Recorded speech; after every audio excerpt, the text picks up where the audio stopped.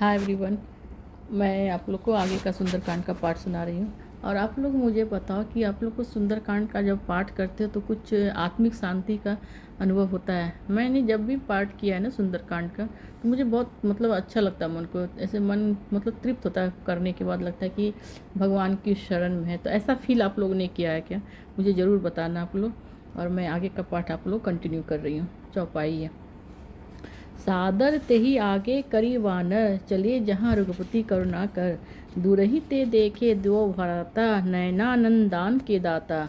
बहुरी राम छवि धाम विलोकी, रहूँ ठठुकी एकटक पल रोकी। भुज प्रलभ कंजारुन लोचन, श्यामल गात प्रणत भय मोचन। सिंध कंद आयत उर्सोहा, आनन अमित मदन मनमोहा। नयन नीर पुलकित अति गाता, मन धरि धीर कही मृदु बाता।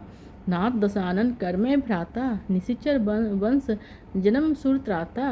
सहज पाप प्रिय तामस देहा, जथा उल कहीं तम पर नेहा। ये जो प्रसंग है ना, तो इस प्रसंग में ये बात कही गई है कि विभीषण जी श्री राम जी के शरण में आए हैं। आप सोचो, एक भाई इतना दुर्बुद्धि मति भ्रष्ट एक भाई का, और एक भाई इतना सुबुद्धि वाला है। तो विभीषण जी पहले समझाते हैं अपने बड़े भ्राता को। इसके पहले के एपिसोड में मैंने बताया था कि आप ये त्याग दो अपना, जिद त्याग दो, छल प्रपंच छोड़ दो, अच्छी भावनाओं को अपने में आत्मसात करो। लेकिन वो सुनते नहीं है। तो रावण उसको बहुत ही अपमान करता है। उसके बाद विभीषण जी श्री राम भगवान के शरण में आए हैं। तो उनको मालूम है कि श्री राम भगवान हर किसी की गलती को माफ़ करते हैं। तो मुझे अपनी शरण में ज़रूर से ज़रूर लेंगे। तो कितना मोहक प्रसन्न है। आप लोग फील कर सकते हो कि एक भाई भगवान श्री राम के अगेंस्ट में और एक भाई श्री राम के साथ है। तो आगे का इसका अर्थ मैं बताती हूँ। वानर विभीषण जी को ससम्मान आगे करके करुणा निधि श्री रघुनाथ जी की ओर चल पड़े। नेत्रों को आनंद प्रदान करने वाले प्रभु श्री राम और लक्ष्मण को विभीषण जी ने दूर से ही देख लिया था। श्री राम की अनुपम छवि देखकर विभीषण पल के झपकाना भूल कर एकटक देखते ही रह गए।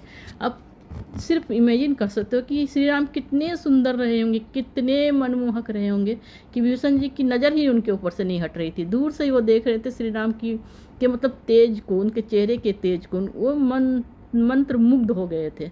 भगवान की विशाल भुजाएं हैं, लाल कमल के समान नेत्र हैं, कमल के समान सुंदर नेत्र हैं श्री राम के, तथा शरणागत के भय को हरने वाला सांवला शरीर है।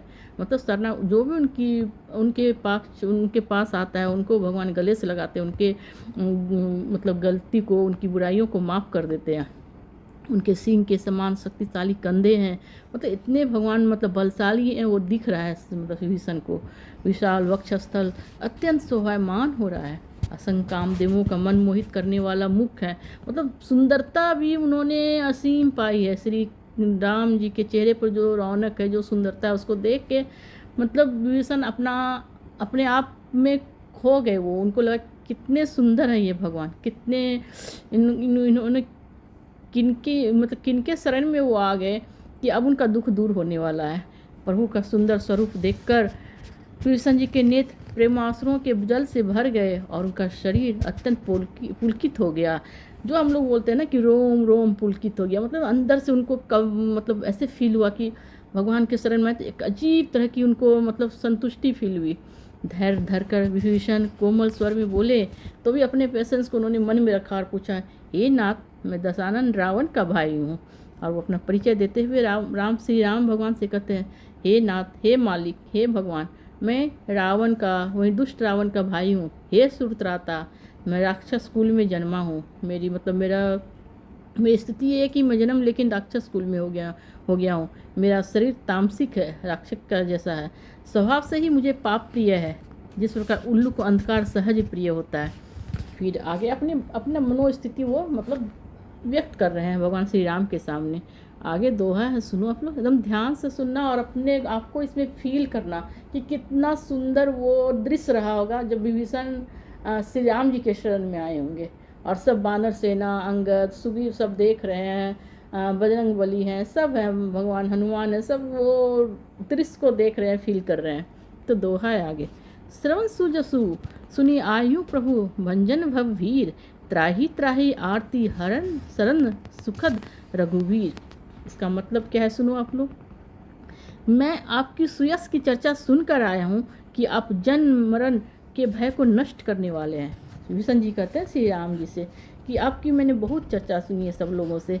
हे दुखियों के दुखों का निवारण करने वाले, मतलब हर दुखियों का आप दुख दूर करते हो, और शरणागत के सुखदाई श्री रघुवीर, और जो भी आपके शरण में आता है उसको अपने गले से लगाते हो, अपना प्यार बरसाते हो उस पर। हे श्री रघुवीर, हे श्री राम, मेरी रक्षा कीजिए, मेरी रक्षा कीजिए, मतलब मुझे अपनी शरण में लीजिए। मैं मतलब मेरा मेरा दुर्भाग्य है कि मैं राक्षस कुल में जन्म हो गया हूँ और मेरा शरीर भी तामसिक है, लेकिन मन से मैं आपकी शरण में आया हूँ, मेरा उद्धार करो आप। ऐसा विष्णु जी विभीषण जी श्री राम के सामने अपने मन के की व्याकुलता को व्यक्त करते हैं। आगे चौपाई सुनो। आप लोग ये बताना कि इस जो मैं पढ़ रही हूँ तो इसमें कौन सा प्रसंग सबसे आप लोग के दिल को छू जाने वाला लगा। मतलब ये आप तो इमेजिन कर सकते हो कि श्री राम के शरण में विभीषण आए हैं तो वो दृश्य कैसा रहा होगा। तो ये मुझे प्रसंग बहुत अच्छा लगा, और आप लोग बताना कि कौन सा प्रसंग आप लोग को अच्छा लगा। आगे भी मैं पढ़ रही हूँ चौपाई। अस कही करत दंडवत देखा, तुरंत उठे प्रभु हरस विशेषा, दीन वचन सुनी प्रभु मन भावा, भुज विशाल गही हृदयम लगावा, अनुज सहित मिली ढीग बैठारी, बोले बचन भगत भयहारी।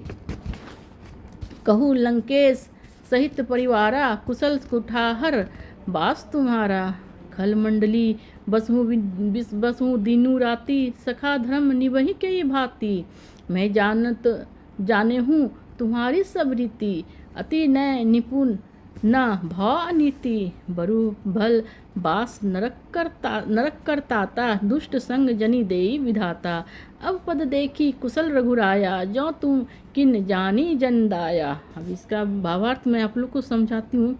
प्रभु ने विभीषण को इस प्रकार दंडवत करते देखा तो बड़े प्रसन्न हुए। दंडवत मतलब वो एकदम पैरों में गिर गए, भगवान श्री राम के पैरों में गिर गए, प्रणाम करने लगे, दंडवत प्रणाम करने लगे।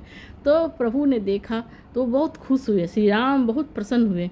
विभीषण जी के दीन वचन प्रभु श्री राम को बहुत अच्छे लगे, वो सुन के भावमुग्ध हो गए श्री राम। उन्होंने विभीषण को अपने विशाल भुजाओं से पकड़कर हृदय से लगा लिया और उनको अपने गले से लगाया, अपने दिल से लगाया।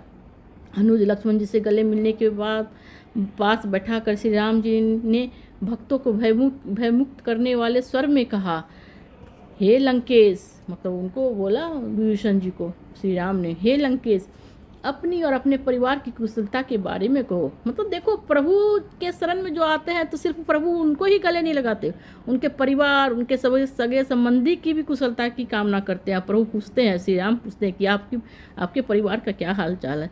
निश्चय ही तुम्हारा निवास बुरे स्थान पर है, मतलब सही है, तुम बुरे स्थान पर जन्म लिए हो, वही तुम रहते हो।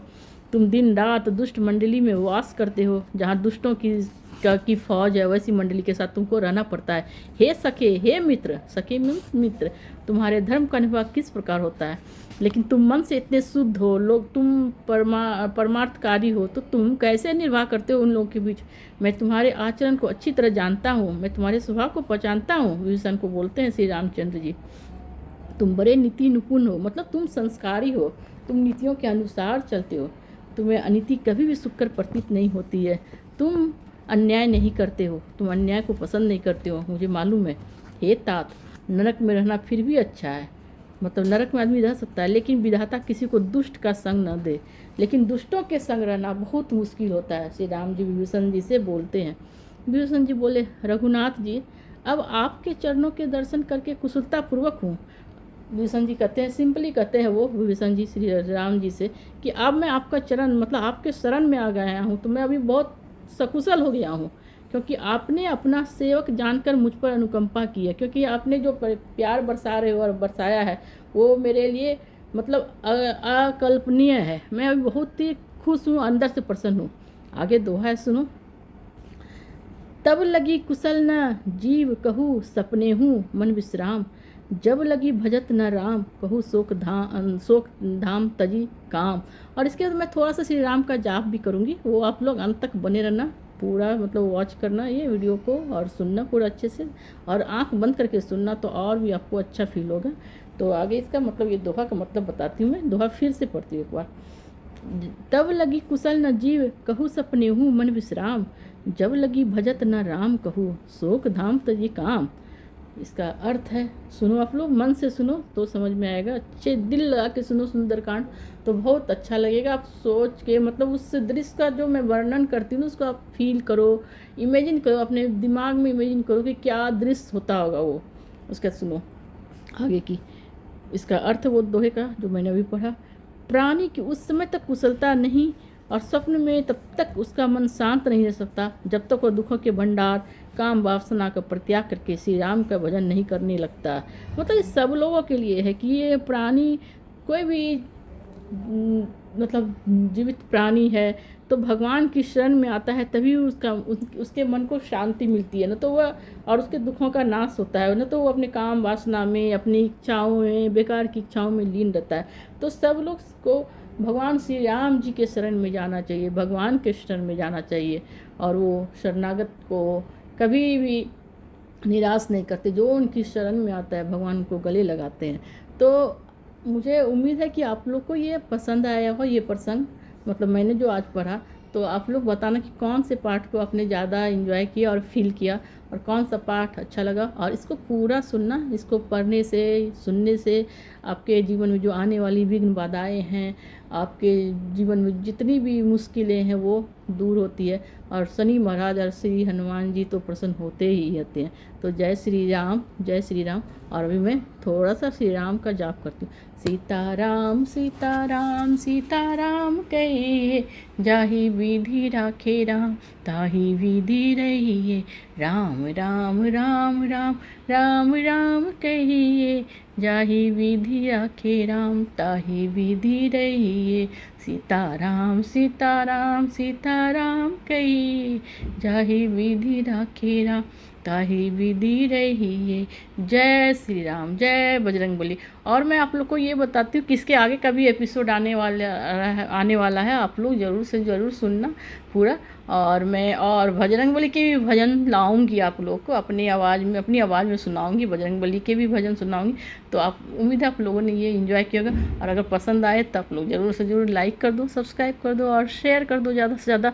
और कमेंट भी करो तो मुझे इंतज़ार रहेगा आप लोगों के कमेंट का। चलो फिर से एक बार जय श्री राम, जय बजरंगबली।